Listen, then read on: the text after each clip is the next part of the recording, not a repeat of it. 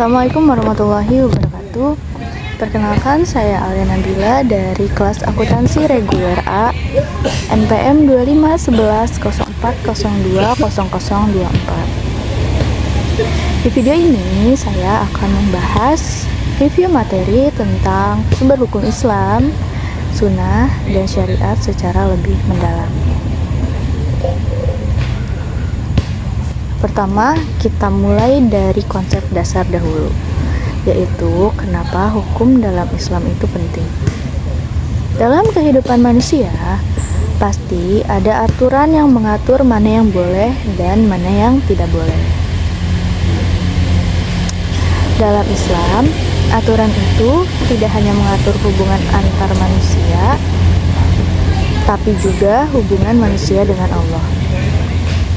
Karena itu, hukum dalam Islam bersifat menyeluruh. Masuk ke pembahasan pertama, yaitu sunnah.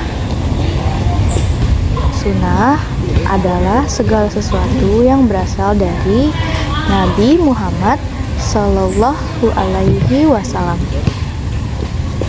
baik berupa ucapan, perbuatan, maupun persetujuan beliau. Kenapa sunnah penting? Karena tidak semua hal dijelaskan secara detail dalam Al-Quran. Maka sunnah berfungsi sebagai penjelas, pelengkap, bahkan kadang sebagai penetap hukum baru. Sunnah terbagi menjadi 3. Yang pertama, sunnah qauliyah, yaitu ucapan Nabi. Contohnya adalah hadis-hadis yang berisi perintah atau larangan. Yang kedua, sunnah fi'iliyah, yaitu perbuatan Nabi seperti tata cara sholat. Yang ketiga, sunnah takririyah, yaitu persetujuan Nabi terhadap suatu perbuatan yang dilakukan oleh sahabat.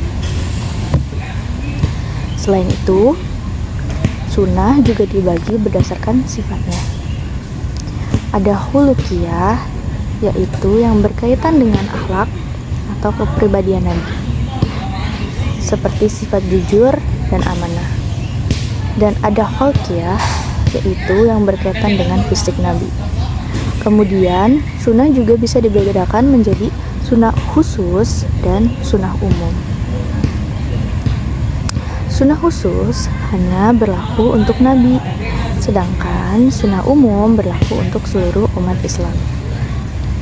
Masuk ke pembahasan berikutnya, yaitu sumber hukum Islam. Dalam Islam ada 4 sumber hukum utama.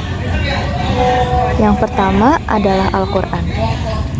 Al-Quran merupakan sumber hukum utama yang bersifat mutlak, tidak bisa diubah, dan menjadi dasar dari semua hukum dalam Islam. Yang kedua adalah sunnah. Sunnah berfungsi untuk menjelaskan ayat-ayat Al-Quran yang masih bersifat umum, serta memberikan contoh nyata dalam kehidupan sehari-hari. Yang ketiga ada ijma. Ijma adalah kesepakatan para ulama terhadap suatu hukum. Ini biasanya digunakan ketika tidak ada penjelasan langsung dalam Al-Quran maupun Sunnah. Yang keempat adalah qiyas. Qiyas adalah metode penetapan hukum dengan cara analogi, yaitu membandingkan suatu kasus dengan kasus lain yang sudah ada hukumnya. Berdasarkan kesamaan, sebab atau ilat.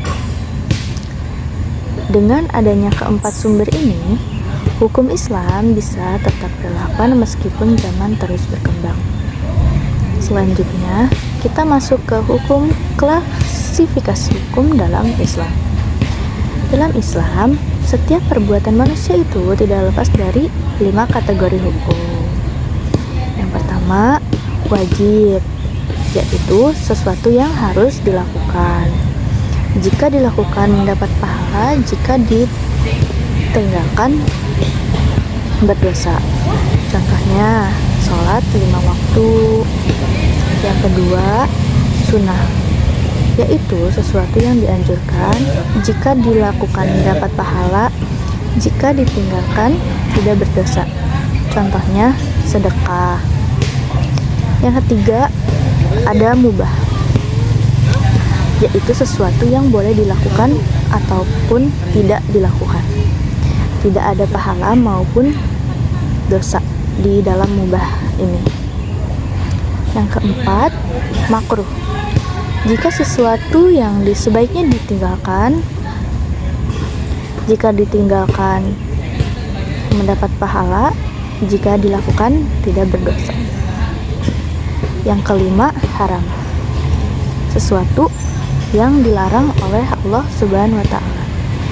Sudah pasti sesuatu yang haram jika dilakukan itu bisa dapat dosa, dan jika ditinggalkan mendapat pahala. Pembagian ini menunjukkan bahwa Islam sangat detail dalam mengatur kehidupan manusia. Selanjutnya, kita masuk ke pembahasan inti, yaitu syariat. Syariat adalah aturan atau hukum yang ditetapkan oleh Allah untuk manusia. Tujuan dari syariat adalah untuk mengatur kehidupan manusia agar berjalan dengan baik dan mencapai kebahagiaan di dunia akhirat. Syariat mempunyai sifat mutlak dan benar karena bersifat langsung dari Allah. Namun dalam praktiknya manusia memahami syariat melalui sesuatu yang disebut fikih. Fikih adalah hasil pemahaman manusia terhadap syariat. Karena berasal dari manusia, maka fikih bisa berbeda-beda tergantung dari cara pikirnya, latar belakang, dan kondisinya. Yang menyebabkan adanya perbedaan pendapat di kalangan ulama.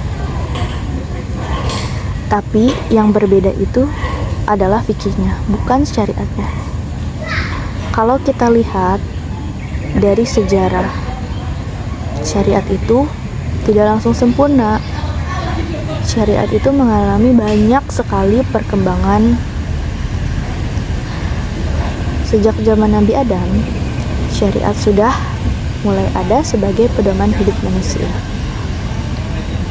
Kemudian juga pada zaman Nabi Nuh masih sangat amat sederhana syariat ini. Bahkan belum ada beberapa kewajiban untuk berzakat dan pergi haji. Nah, masuk ke dalam zaman Nabi Musa, aturan yang diterapkan lebih ketat dan tegas dalam syariat ini.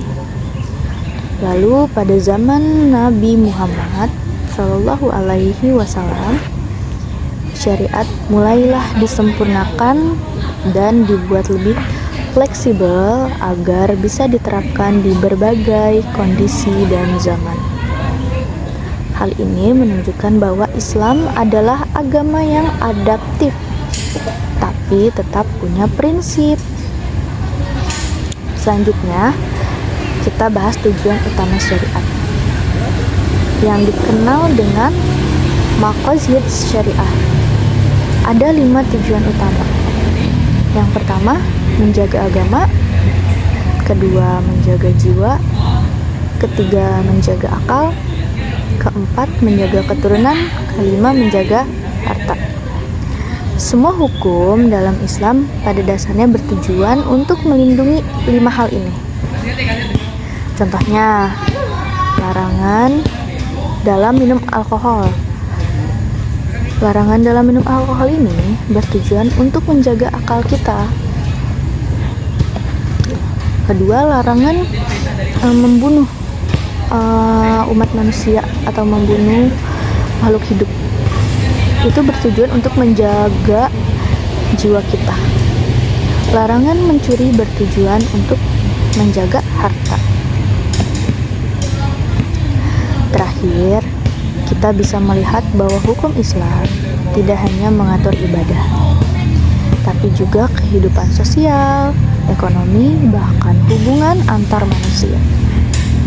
Sebagai penutup, dapat disimpulkan bahwa hukum Islam memiliki sumber yang jelas dan sistem yang terstruktur dari zaman ke zaman. Al-Quran dan Sunnah menjadi dasar utama, sementara ijma dan qiyas membantu menjawab masalah yang terus berkembang. Syariat bersifat tetap karena berasal dari Allah, sedangkan fikih bersifat fleksibel karena merupakan hasil pemikiran dari manusia. Tujuan akhirnya adalah menciptakan kehidupan yang adil, seimbang, dan membawa kebaikan bagi seluruh manusia.